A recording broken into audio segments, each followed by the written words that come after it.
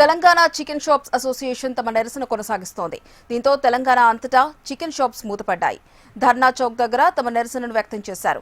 తమ సమస్య పరిష్కారం అయ్యేదాకా తాము వెనకడుగు వేసేది లేదని చెబుతున్నారు. మరోవైపు పౌల్ట్రీ ఫామ్ వాళ్లు మాత్రం సమస్యను శాంతియుతంగా పరిష్కరించుకోవాలని సూచిస్తున్నారు. ఈ సమ్మె వల్ల చికెన్ షాపుల వాళ్లే ఇబ్బందులు పడతారని అంటున్న శ్రీనివాస ఫార్మ్స్ అధినేత చిట్లూరి సురేష్ తో మా ప్రతినిధి RK face to face. Telangana వ్యాప్తంగా కూడా చికెన్ షాపులు ఎక్కడికక్కడ బంద్ అయ్యి వాళ్ళు మార్జిన్ సరిగ్గా లేకపోవడంతోనే తాము ఈ నిర్ణయం తీసుకున్నామని ఆరోపణలు అయితే చేస్తున్నారు. అసలు ఇందులో వాస్తవం ఎంత, అసలు మార్జిన్ ఎంత ఉంది, గతంలో ఎంత ఉంది, ఇప్పుడు ఎంతకి దిగింది, ఈ వివరాలన్నిటి కూడా శ్రీనివాస ఫార్మ్స్ అధినేత చిట్టూరి ఉన్నారు. సార్ ఏంటి ప్రధానంగా ఇప్పుడు వాళ్ళు ఆరోపిస్తున్నదైతే ఈ విధంగా ఆరోపిస్తున్నారు, తమకు మార్జిన్ సరిగ్గా లేదు అనేది ఆరోపిస్తున్నారు. అసలు మార్జిన్ ఎంత ఉంటుంది ఏంటి సార్ ఈ ఓవరాల్ డీటెయిల్స్ ఏంటి? సో ఇప్పుడు వాస్తవం ఏంటంటే ఇది మేము ఎప్పుడో 19s ఎప్పుడో ఫిక్స్ చేశారండి. అంటే అప్పటి నుంచి పెరుగుతూ ఉంది. అంటే అప్పుడు నేను ఇన్వాల్వ్ అయ్యి ఉండే 91 అంటే 2000 ఆ టైంలో.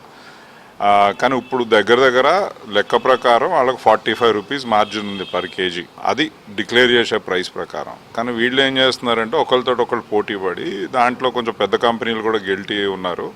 వాళ్ళు ఏం చేస్తున్నారంటే అది అండర్ కట్ చేసుకునే వాళ్ళు అది తక్కువకి ఇచ్చేస్తున్నారు.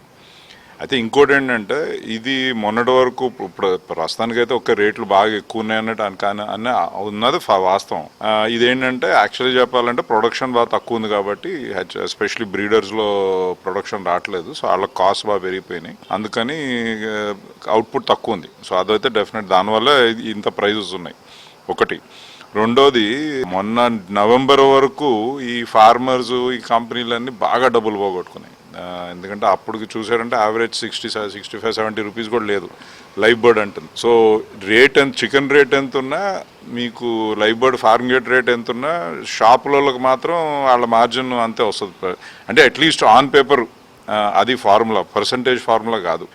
కానీ ఇది చెప్తున్నా కదా, దీంట్లో ఏంటంటే వీళ్ళు ఇప్పుడు నా పాయింట్ ఏంటంటే ఇప్పుడు సరే ఇప్పుడు పెంచారు అనుకోండి ఓ 15-20 రూపాయలు, వీళ్ళు మళ్ళీ రేపు పొద్దున్న పాస్ ఆన్ చేయరన్న గ్యారంటీ లేదు. సో దీంట్లో ఏంటంటే వాళ్ళు చేసుకోవాల్సిన ఇష్యూ. కానీ నన్ను ఇంకొకటి నా ప్రకారం this is not a smart move on the shop వాళ్ళది. ఎందుకంటే they are now giving opening for online shop వాళ్ళకి ప్రాసెస్ చికెన్కి ఓపెనింగ్ ఇస్తున్నారు వాళ్ళు. ఎందుకంటే వీళ్ళు ఇట్లాంటివి పెరిగినాయి అంటే అవి చీప్ అయిపోతాయి. ప్రస్తుతం అవి కాస్ట్లీ ఉన్నాయి. కానీ ఆ గ్యాప్ వీళ్ళు కనుక పూడ్చారు అనుకోండి రేపొద్దున అది ఎక్కువ టేక్ ఆఫ్ అయిపోతుంది. ఆల్రెడీ కూడా కన్వీనియన్స్ మీకు తెలిసింది కదా, ఇవాళ మనం ఏంటది జెప్టో కానీ ఇన్స్టామార్ట్ కానీ బ్లింకిట్ కానీ ఎన్ని అసలు ఎక్కువ అది ఎంత ఫాస్ట్గా గ్రో అవుతుందంటే ఇది కూడా దాంట్లోకి వెళ్ళిపోతుంది ఇంకా ఇట్లా చేస్తే.